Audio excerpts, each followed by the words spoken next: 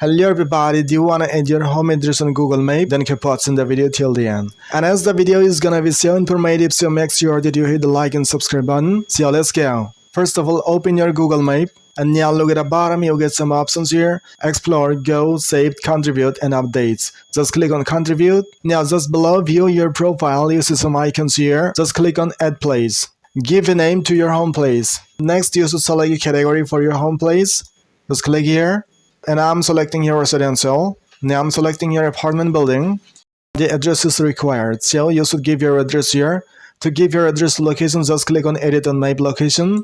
And from this map, select your location. And after selecting your particular location, just click on OK at the top right corner.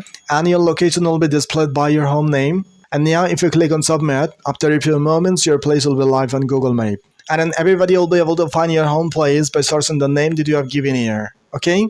So this is how you can add your home place on Google Map. If you found the video a little bit helpful, then hit a like. And if you want more this kind of helpful videos, then do subscribe to the channel right now. So see you soon in the next video with another helpful content like this. Till then, thank you. Bye-bye.